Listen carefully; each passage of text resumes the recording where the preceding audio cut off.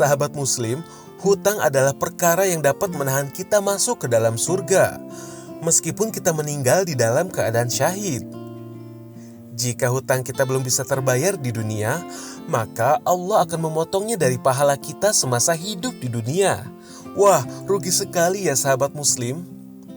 Bahkan dikisahkan Rasulullah tidak mau menyolatkan orang yang berhutang hingga hutangnya dibayarkan. Tujuannya agar sang mayit tidak disiksa karena hutangnya tersebut.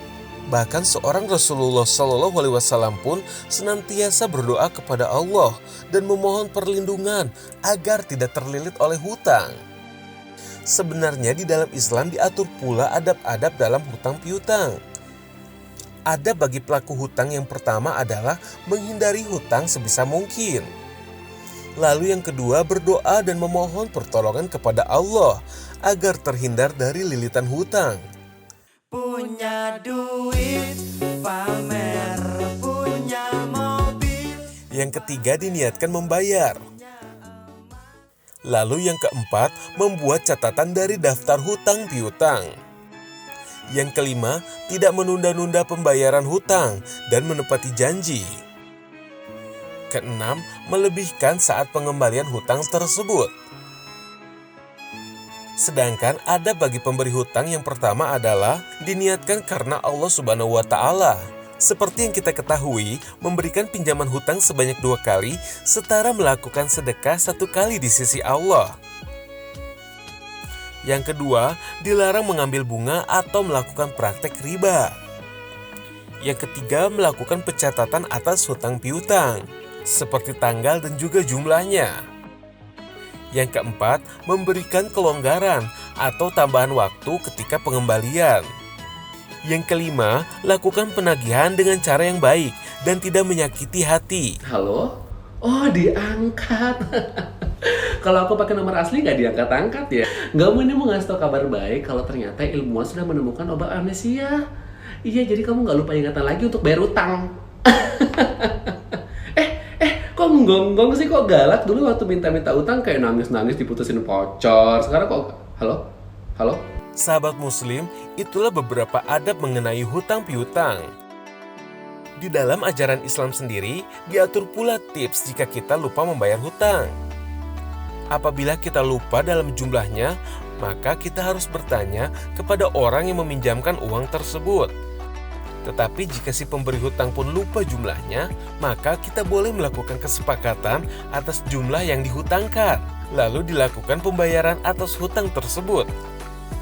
Namun bila yang kita lupakan adalah orang yang memberikan kita hutang, maka hendaknya kita berusaha semaksimal mungkin untuk terus mengingat dan mencari tahu siapakah orang yang pernah kita hutangi.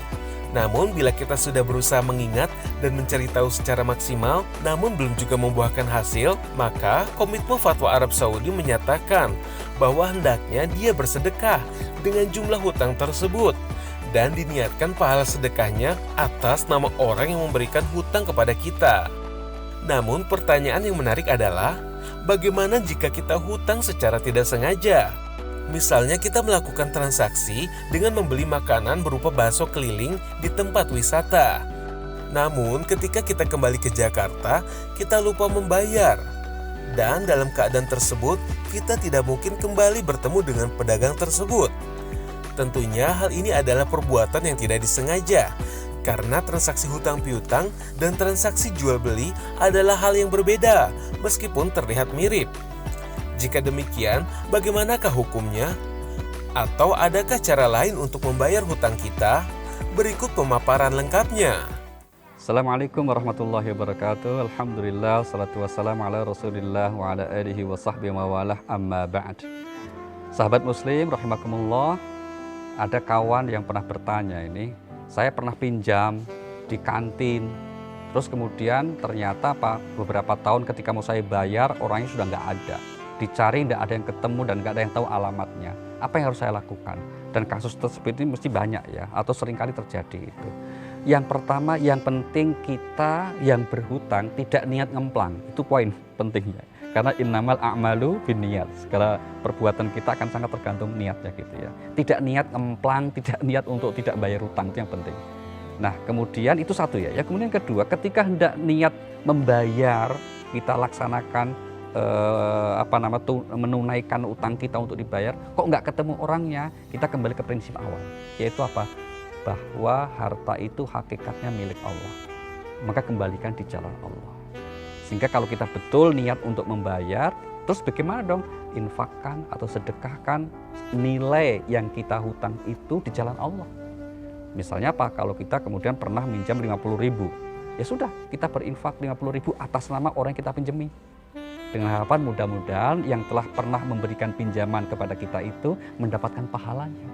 Tapi ingat, kalau kemudian ketemu, sampaikan, saya sudah bayar, diinfakkan. Tapi kalau engkau memang ingin berhak ngambil itu, saya akan bayar lagi.